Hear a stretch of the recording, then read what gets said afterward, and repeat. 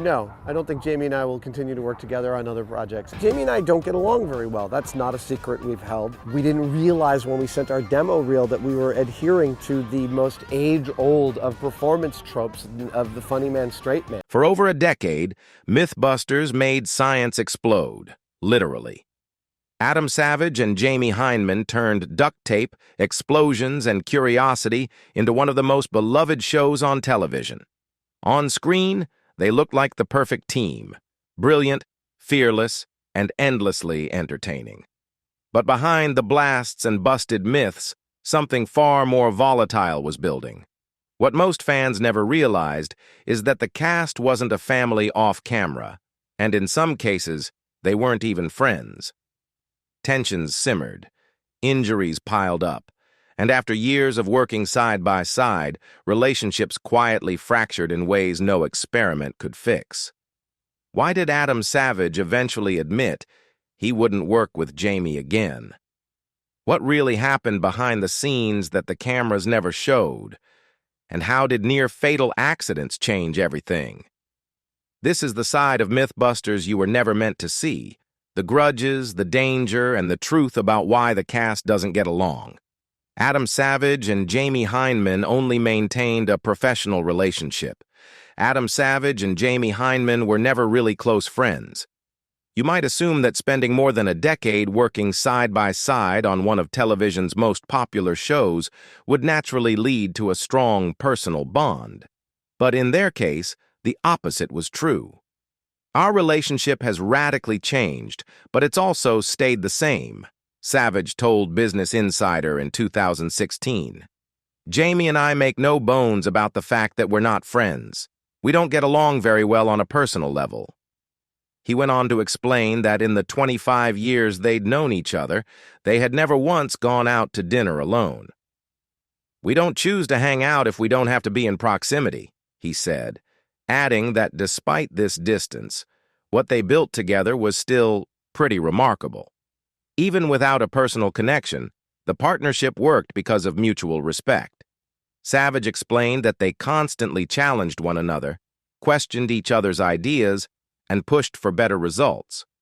There's a real integrity to that process, he said, even if it's annoying in the moment. They may not have been friends off camera, but their professional chemistry was strong enough to carry the show for years. Adam Savage and Jamie Hyneman's on-screen tandem won't go beyond Mythbusters. After 14 seasons and 248 episodes, Mythbusters officially came to an end in 2016, according to Entertainment Weekly. And with it, Adam Savage and Jamie Hyneman's on-screen partnership appears to have ended for good. While the two were able to work together professionally for years, Hyneman made it clear he had no interest in continuing any future projects alongside Savage, or even staying in front of the camera at all. I think it's probably safe to say that continuing our on-screen relationship in front of the camera is probably not happening, Hyneman said in a 2015 interview with Entertainment Weekly.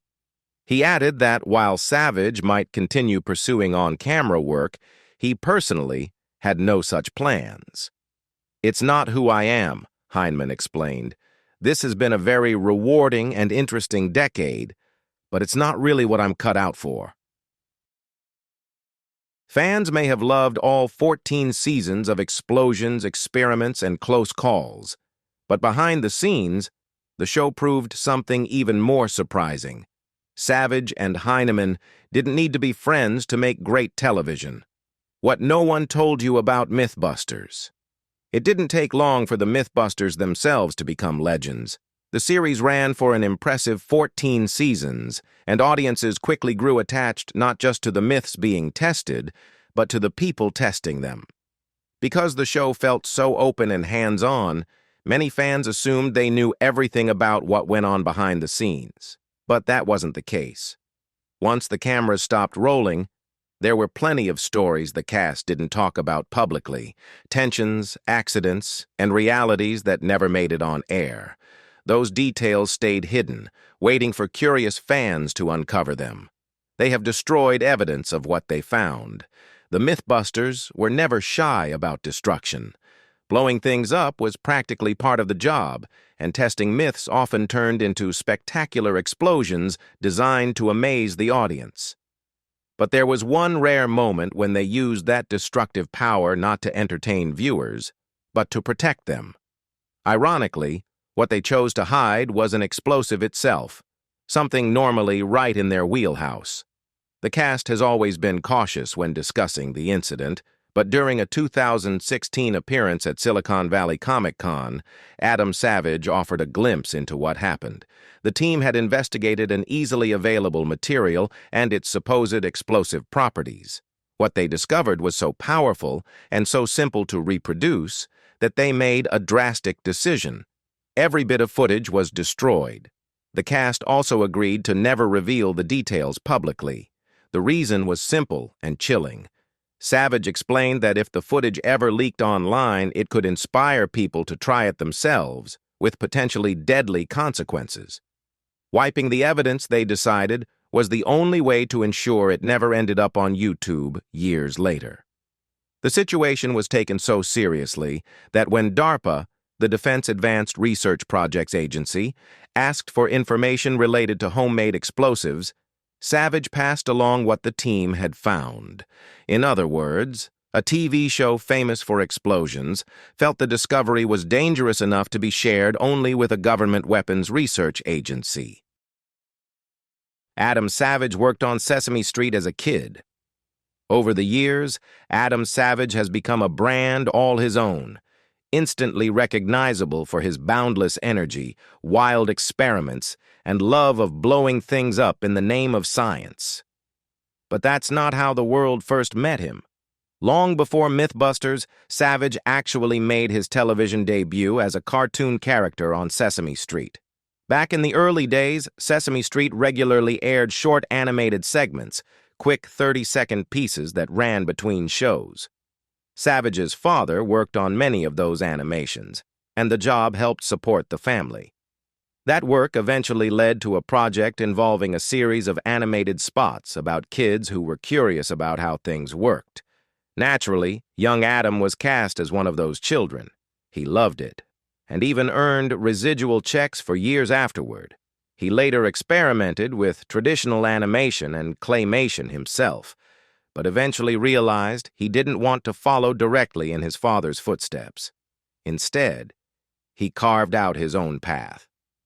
Still, it's fun to imagine the alternate universe where he stayed in children's television, because the idea of Elmo setting off explosions outside Oscar the Grouch's trash can feels strangely on brand.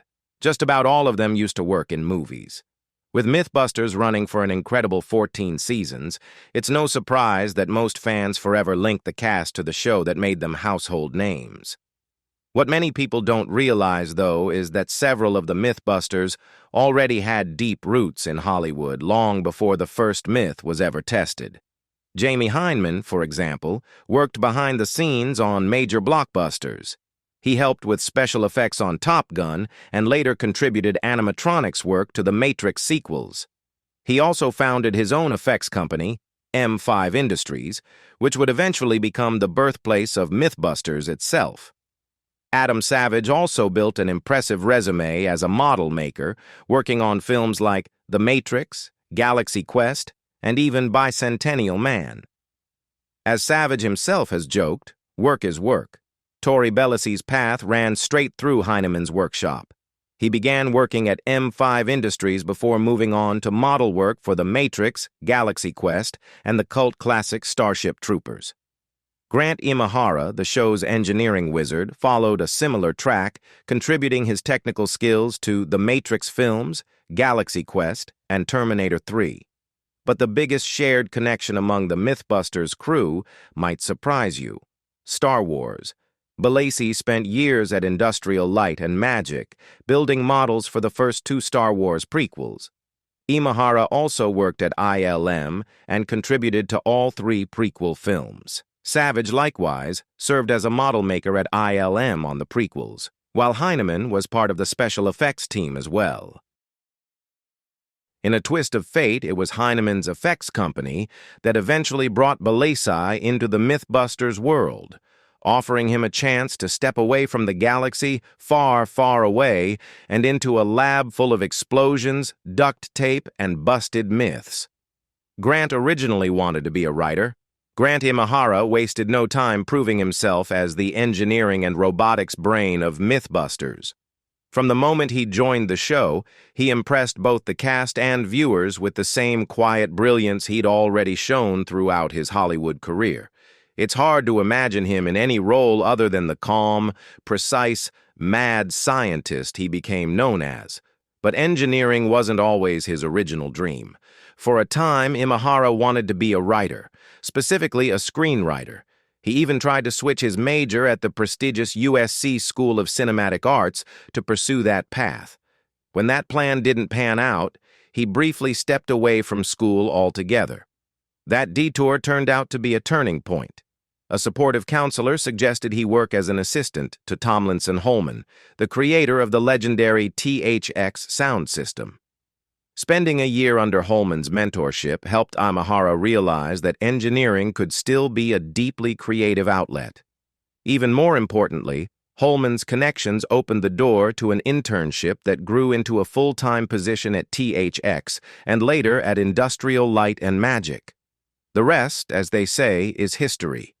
Of course, one can't help but wonder, if they'd let him write those Star Wars prequels, maybe he would have found a creative way to blow up Jar Jar Binks along the way.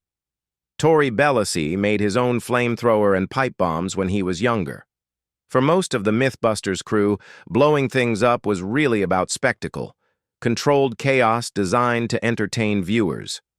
Their backgrounds were in model making, engineering, and movie special effects, fields where explosions are carefully planned and rarely meant to destroy anything for real. The goal was precision, not mayhem. Tori Belleci, however, brought a very different kind of experience to the table.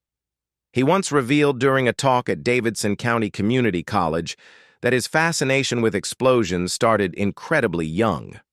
By the age of 11, he was already shooting his own Super 8mm films, a skill that would clearly come in handy later. But he was also experimenting with building a flamethrower and even pipe bombs. Not exactly the kind of hobbies that would fly under the radar today. While those youthful experiments would probably land most kids on a watch list now, they helped Belleci develop a hands-on understanding of materials, mechanics, and cause and effect. That early curiosity translated perfectly into the controlled demolition and explosive problem-solving that became a hallmark of Mythbusters.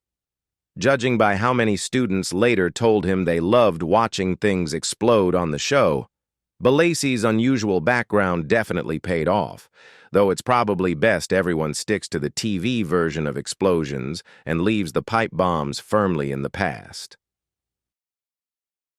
Carrie Byron is an explosive artist, literally.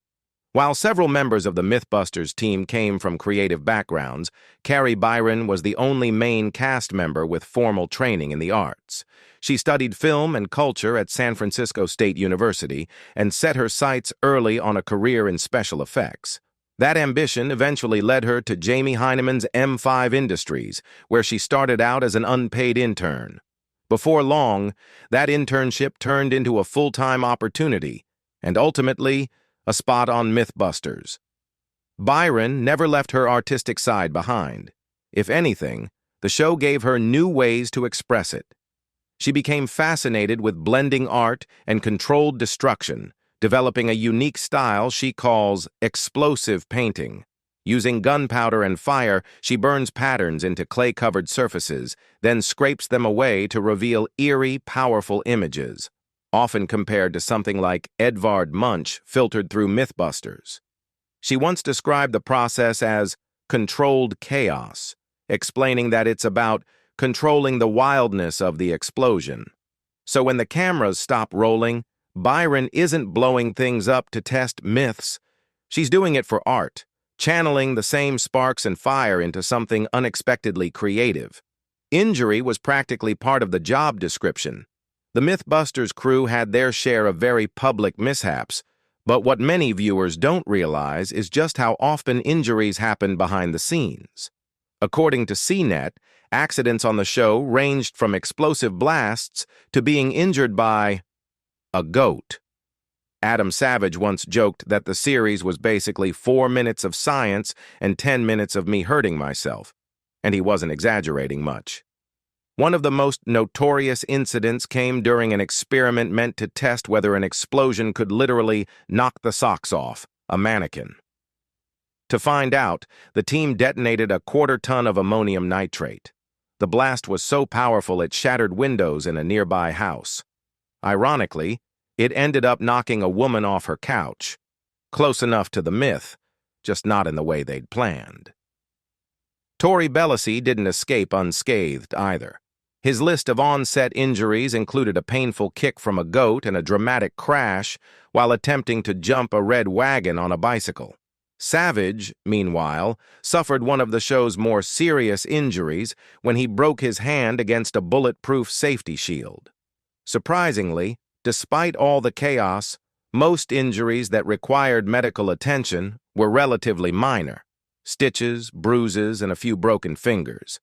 Considering the show's fondness for explosions and high-risk stunts, that's actually a pretty good safety record. And if anyone earned their paycheck, it was definitely the safety team.